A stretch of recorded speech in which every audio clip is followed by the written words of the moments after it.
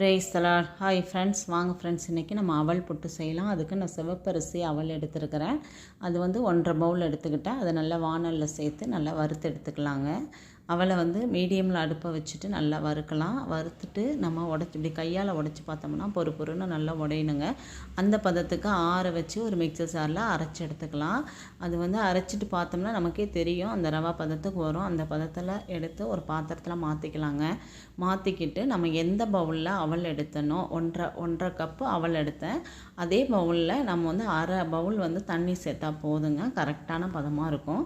அது நல்லா கை விட்டு தண்ணியை ஊற்றிட்டு கை விட்டு நல்லா கிளறி எடுத்துக்கலாம்.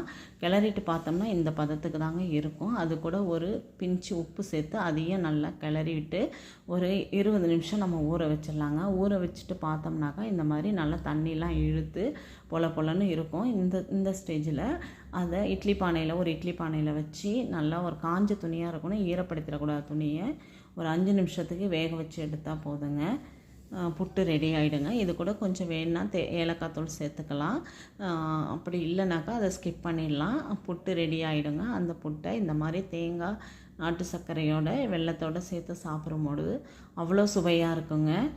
குழந்தைங்களுக்கு இந்த மாதிரி அரேஞ்ச் பண்ணி நீங்கள் கொடுக்கும்பொழுது அவங்க நல்லா விரும்பி சாப்பிடுவாங்க. நல்லா டேஸ்ட்டாகவும் இருக்கும், நல்ல ஹெல்த்தியும் கூடங்க. இதை வந்து வாரத்துக்கு 2 முறை மார்னிங் ஃபுட்டாக இதை வந்து நம்ம பிள்ளைங்களுக்கு செஞ்சு கொடுக்கலாம். குழந்தைங்களுக்கு, பெரியவங்களுக்கும் இதை கொடுக்கலாங்க. பெரியவங்களும் இதை நல்லா விரும்பி சாப்பிடுவாங்க. ரொம்ப நல்லாயிருக்கும், ஹெல்த்தியும் கூட. ரொம்ப சூப்பராக இருக்குங்க. நீங்களும் ட்ரை பண்ணி பாருங்கள். Thank you friends.